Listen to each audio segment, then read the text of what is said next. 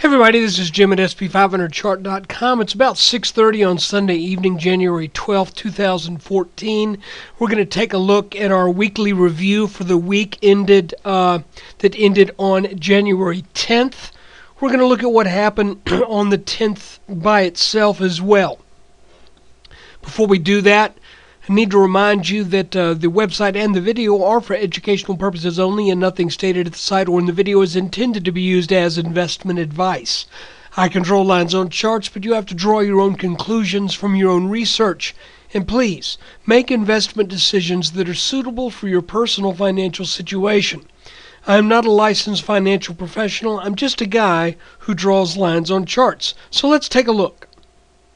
Okay, we're starting out looking at an hourly chart, and we're doing this for a reason, because this is something that I just noticed as of the close on Friday. I was looking at the chart trying to get a little bit of a feel for what might be going on, and I saw something really kind of interesting. And if you'll look at this, starting in November, we pretty much followed up from actually late October through the beginning of December. We were in this wedge, and the wedge is defined by a longer term resistance line. So that's why this line extends to the left and to the right off the chart. But here's your support line. You can see this line and this line make a wedge. We broke that wedge, came back, not quite to back test it, but to test the high that was in place back in the very, very early December or late November. I don't remember where the weekends fell, but right there on the chart. And we formed a descending wedge. So we have a wedge, ascending, wedge, descending. We break out of this wedge, and now let's zoom in just a little bit more. We break out from this wedge, make another little wedge that breaks, making a descending wedge. And are we now making another wedge? What's interesting about wedges, and this is what's cool about this chart, is that you know that their wedge is defined not by what takes place inside the pattern, but what takes place when that pattern breaks. And what's interesting to note is this, and I'm not saying that this is always the case, but from November through our close on last Friday, the 10th of January, every time we've had a wedge that goes up, it has resulted in a move that goes down. And each time we've had a wedge that goes down, we've seen a move that goes up. So, up wedge, down move, down wedge, up move, up wedge, down move, down wedge, and now we're kind of sideways. But that's the point. The point is that when you see these wedges, they tend to not break to the upside, but rather they tend to break to the downside. So therefore, a rising wedge is called a bear wedge. A descending wedge is called a bull wedge, and there are other reasons why you would call them that have more to do with where they typically form in a chart, in the broader picture. And then here's one of our, I guess we could call this a typhoon pennant wedge, where a strong move led to the formation of this thing, and the wind just whipped the S&P up to a high level, and then it fell, and now we're kind of going sideways. But interestingly enough, we're going sideways in what now, I think with our little dip that we saw here on Friday, now we've got enough data points to draw a support line. The support line is rising. The resistance line is rising. This looks suspiciously wedge-ish. Now, because it is closer to being a flat top, and I want to be fair to everybody here, bull and bear, it is also not totally implausible to say that this top line is almost flat, which would have some built-in bullishness to it. So that makes this a tough call. And you know something, guys? What has been pretty much the nutshell of every video and every chart analysis we've looked at over the past 4 or 5, I want to say the last 3 or 4 days, I've just been kind of throwing my hands up in the air and I'm saying, you know, guys, for every reason to expect this move to head up to the 1860s or even to 1870, there's a reason why I could say, no, first we got to come back down to 1809 or 1810. And I still feel that way. There is just no super clear indication. Okay.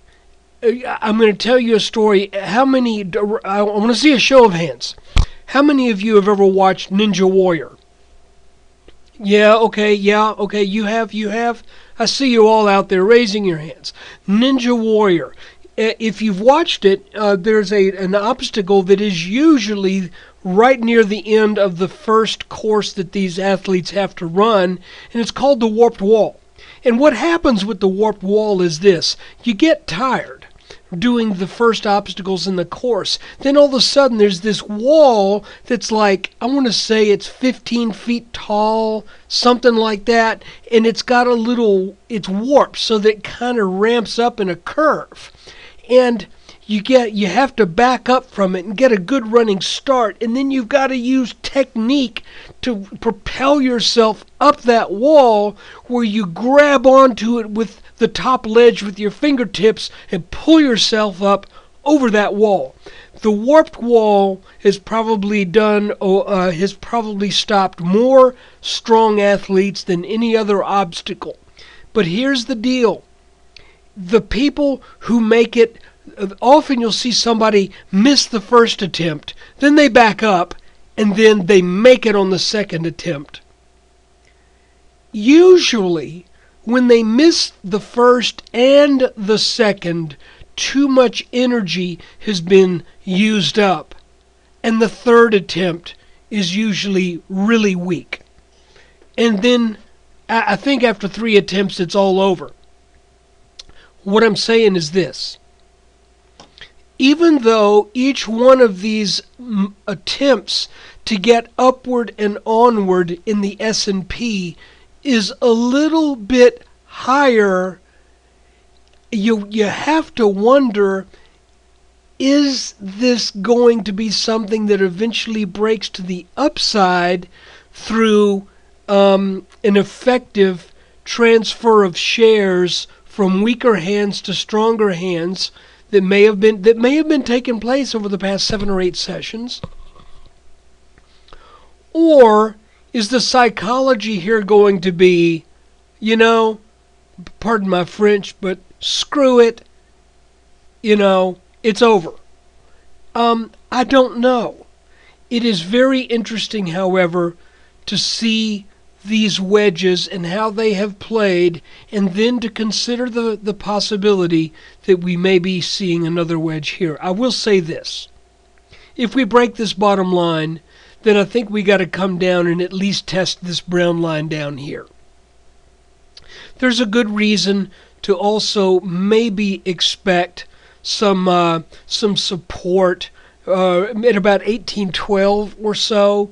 That happens to line up with the apex of this wedge And it's not unusual to see that happen, where the apex, for some reason, has some psychological significance. And I wish I knew why that was.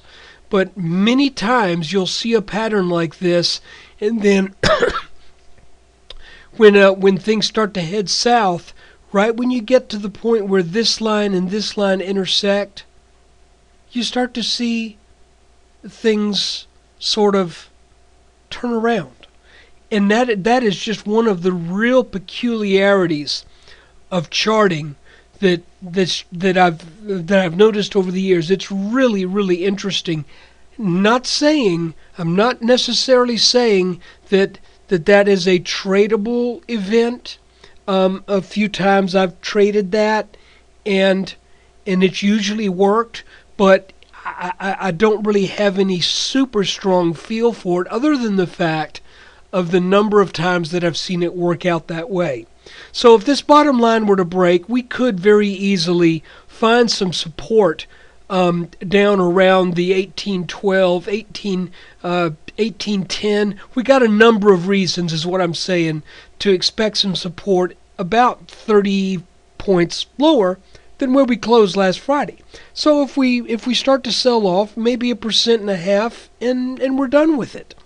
But if we can get over this pattern and also set a new high that was set back on the last day, actually, of 2013, then I would say that we likely should view that this would end up being a consolidation pattern to set up a little breather so that the S&P can move onward and upward. But so really, all that to say, I don't know. You see the little wedge shape. If this is a rising wedge, and it sort of appears to be, then that does not really bode too well for a good strong move up out of this thing. It seems to be a little bit more of a setup to move down. But the fact is, the S&P is not wanting to go down. We've been here for 7 days. It's like saying, no, I just want to keep trying this. If you give me enough time, I know I can do it. It's like the guy backing up from that warped wall for the 6th time. I know I can do it. But so far it hasn't gotten done. So I watch this with great interest.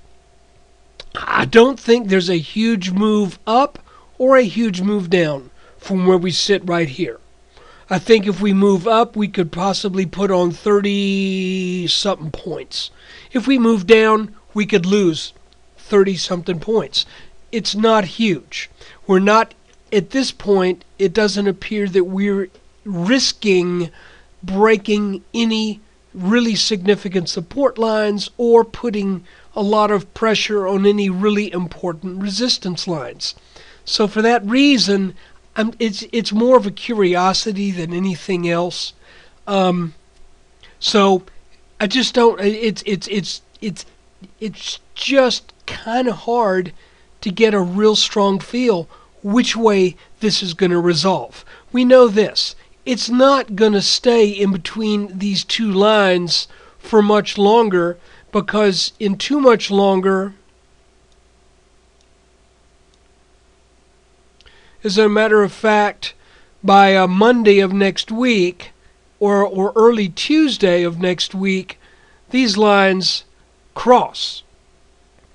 So something's got to give. If this is a rising wedge, then I would sort of expect this bottom line to be the thing that gives way. But as we look at what's taken place over the past 7 days, this still has a little bit more. It still has that interesting little inverted head and shoulders shape to it. So guys, I wish I could say with some degree of certainty what I think's going to happen. I just can't. I just can't make myself pull something out of a hat for you. It could go either way. As far as the week went, we came into the week inside this what appeared to be a symmetrical triangle that formed after that little gap down at the beginning of 2014. Typically, these patterns tend to follow through with a move that continues the direction that was in place before it formed. So when we broke down on Monday, that seemed to make sense. What didn't make sense is the fact that we never made it down to the target of 1820. Instead, we started to bounce. That was when we had enough information to define this red descending wedge. That broke out on Tuesday, and ever since Tuesday, we've gone sideways. Now, one thing that works slightly in the bullish favor is the fact that typically when a wedge breaks, the target is the price that would be in place before the wedge formed. So that would mean once we got over this red line, you would kind of expect to at least see a retest of 1848, and we're not seeing that yet. We seem to be bound by this resistance line right here. So guys, let's just keep an eye on it throughout this week. And again, nothing in here lines up perfectly. So that's what makes this kind of an interesting call. Like I said, can you say this is a horizontal line and we just had two failed breakouts? Or do you say this is the line and we haven't broken out yet? Or do you kick it back and make it upsloping? The difference is huge. If this is a rising wedge, it's got a bearish implication. If, on the other hand, you can justifiably say no, the real resistance line here is nearly horizontal. If you say that, then this has a bullish implication. But nothing lines up well enough for us to really know where this resistance line needs to be. So, welcome to my world. I just don't know. Guys, I took way too much of your time this weekend to say I don't know. I apologize for that, but let's just keep our fingers crossed that at least, well, first off, let's hope that we get a resolution this week. I think we will. But the other thing is this. Even when you don't know, it is good to have trend lines on your chart so that when something does break, you will know reasonably what to expect from that break. So, we do know that.